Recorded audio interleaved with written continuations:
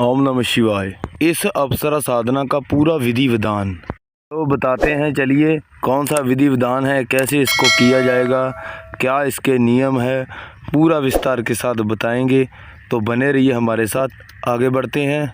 तो सबसे पहले बात कर लेते हैं कि हमें सामग्री कौन कौन सी लगेगी इस साधना में।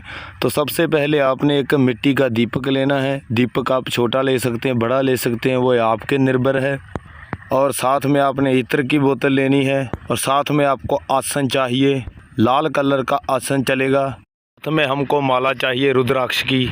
हमने वो लेनी है जो प्राण प्रतिष्ठा हो, यानी कि माला को पहले भी जाप किया हो तो वो माला प्राण प्रतिष्ठा होती है। और देसी माला भी आती है, वो आपने कभी नहीं लेनी। अगर आप देसी माला के साथ जाप करेंगे तो जाप की संख्या है जो वो आपकी कम हो जाएगी। इसीलिए आपने जो रुद्राक्ष की माला लेनी है वो देख कर लेनी है, सोच समझ कर लेनी है। जो असली रुद्राक्ष की माला है वही लेनी है, देसी रुद्राक्ष की माला नहीं चलेगी। अगर आप नई माला लेकर आते हैं बाज़ार से तो आपने उस माला को एक बार शुद्ध कर लेना है और साथ में आपने उनको धूप अगरबत्ती देकर सिद्ध भी कर लेना है। जब आपने ये सभी चीज़ें एकत्रित कर ली, इकट्ठा कर ली, तो अब बात आती है कि इस साधना को कहाँ पे करेंगे। तो पहली बात हम आपको बता दें, कोई भी साधना है वो आप घर में मत कीजिए। ये भी साधना अपने घर से बाहर करेंगे, कहीं भी कर सकते हैं। खेत खलिहान में कर सकते हैं, जंगल में कर सकते हैं, कुएं के पास कर सकते हैं, शमशान घाट में कर सकते हैं, पीपल के नीचे कर सकते हैं, बरगद के नीचे कर सकते हैं, कहीं भी कर सकते हैं। लेकिन घर को छोड़कर आप और कहीं भी साधना कर सकते हैं।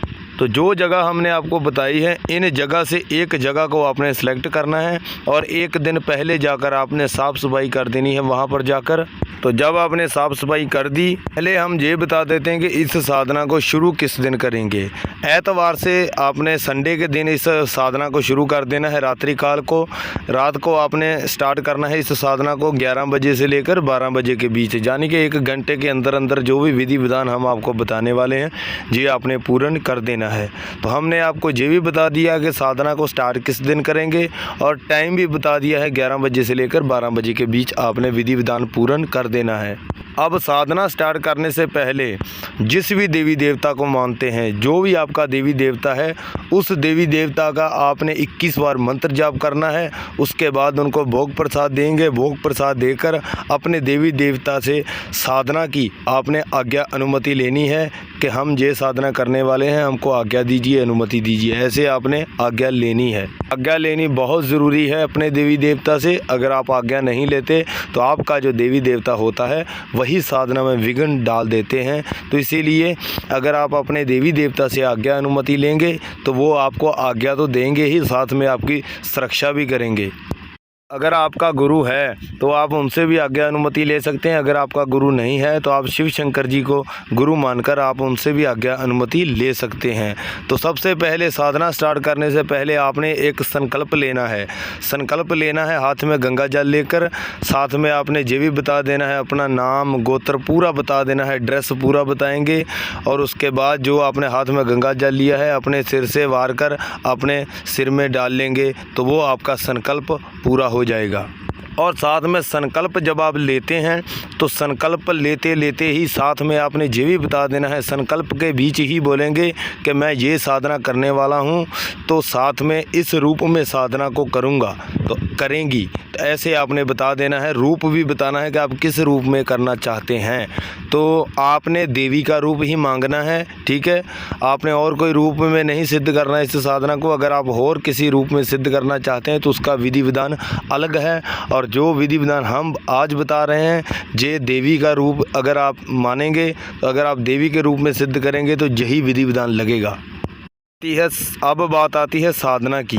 जब आपने रात को 11 बजे 10 11 बजे 9 बजे से लेकर आपने 9 बजे ही अपनी सामग्री लेकर वहाँ पे चले जाना है जहाँ पर साधना करनी है। और पूरा सेटअप करके आपने सबसे पहले अपने देवी देवता से आज्ञा अनुमति लेंगे आसन पर बैठकर। उसके बाद अपने गुरु से लेंगे आज्ञा अनुमति। उसके बाद आपने अगर आपको डर वगैरह लगता है तो काल भैरव जी का साबर मंत्र, सुरक्षा मंत्र 21 बार जाप करके अपने शरीर के ऊपर फूंक मारेंगे, आपके शरीर का बंधन हो जाएगा। जो साबर मंत्र होते हैं ये स्वयं सिद्ध होते हैं, ये अपने आप में ही सिद्ध होते हैं, इसीलिए साबर मंत्र बोला गया है। इसको 21 बार जाप करेंगे किसी भी साबर मंत्र को तो वो काम करेगा। जब आपने ये सभी कार्य कर लिए उसके बाद बारी आती है अप्सरा की, कि अप्सरा का मंत्र जाप कौन सा करना है ये भी बता देते हैं आपको। रानी अप्सरा प्रत्यक्षीकरण अगच्छा गच्छ स्वाहा, रानी अप्सरा प्रत्यक्षीकरण गच्छा गच्छ स्वाहा, रानी अप्सरा प्रत्यक्षीकरण गच्छा गच्छ स्वाहा, रानी अप्सरा प्रत्यक्षीकरण गच्छा गच्छ स्वाहा, रानी अप्सरा प्रत्यक्षीकरण गच्छा गच्छ स्वाहा। ऐसे आपने मंत्र जाप करना है जैसे हमने आपको बोलकर बताया है, ऐसे ही आपने जाप करना है। ये अप्सरा का मंत्र बताया है हमने आपको, जो आपने जाप करना है। और कितना जाप करेंगे, एक टाइम में आपने 2 माला करनी है, ज़्यादा आपने कोई जाप नहीं करना। मंत्र भी छोटा सा है और 2 माला जो होती है वो तो आप 1 घंटे के अंदर कर ही सकते हैं, वो कोई ऐसी बड़ी बात नहीं है। तो 1 घंटे के अंदर आपने 2 माला जाप करना है। जो मंत्र हमने आपको बताया है रुद्राक्ष की माला के साथ आपने 2 माला जाप करेंगे। और जैसे विधि विधान आपने पहले दिन किया है वैसे ही विधि विधान आपने लगातार 11 दिन तक करना है, ऐसे ही। और 11वें दिन बीच बीच में आपको अनुभव होंगे, तो अनुभव जब होंगे तो आपने डरना नहीं, घबराना नहीं है। ऐसा नहीं कि आप साधना छोड़कर भाग जाएं। अगर आप साधना छोड़कर भागेंगे तो फिर कोई भी गलत कार्य हो सकता है। अगर आप बैठे रहेंगे साधना पर तो आपको कुछ नहीं होता, आपके देवी देवता आपके साथ हैं और जो आपने अपने शरीर पर बंधन लगाया है वो भी आपके साथ है। जब आपका आखिरी दिन होगा तो उस दिन अप्सरा आपके सामने आकर खड़ी हो जाएगी, आपको पूछेगी कि मुझे किस लिए बुलाया है। तो आपने यही कहना है कि देवी हमने आपको जन कल्याण के लिए बुलाया है, मैं अकेला ये सेवा नहीं कर पा रहा हूँ, इसीलिए आपकी मदद लेना चाहता हूँ। और उसके बाद 15-20 मिनट तक आपके पास रुकेगी और 15-20 मिनट के बीच बीच ही आपने वचनों की बात कर लेनी है कि देवी हमें वचन दीजिए।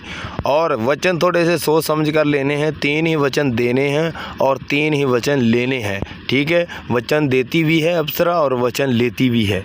अब नियम की बात कर लेते हैं कि नियम कौन कौन से हैं। दारू, मीट, मछली, अंडा आपका बिल्कुल बंद है। आपने जब तक साधना करनी है तब तक मीट, मछली, अंडा बंद है आपका। अगर आप कोई स्मोकिंग वगैरह या कोई नशा वगैरह करते हैं तो वो भी आपका बंद है। और साथ में आपने जहाँ पर अपनी सामग्री रखी हुई है पूरी, वहाँ पर आपने साथ में थोड़ा सा मिठाई लेकर जाना है रोज़ की रोज़। अगर आप 1 पीस ही लेकर चले जाएंगे तो वो भी ठीक है। ऐसा नहीं है कि अगर आप 2 किलो 3 किलो आप लेकर जाएंगे मिठाई, सिर्फ 1 पीस ही चलेगा। 1 पीस में ही अप्सरा ने कौन सा खाना होता है, अप्सरा ने तो सिर्फ भोग ही लेना होता है, तो वो आपको भोग ले लेती है। तो इसीलिए आपने 1 पीस ही वाइट बर्फ़ी का लेना है। अगर किसी मेरे बहन भाई को किसी बात का नहीं पता चला तो वो हमें कमेंट सेक्शन में मैसेज करके पूछ सकते हैं। तो लाइक, शेयर, सब्सक्राइब करना मत भूलिए, बाद में आप भूल जाते हो तो प्लीज़ अभी कीजिए। अब हमें इजाज़त दीजिए। ओम नमः शिवाय, वंदे मातरम।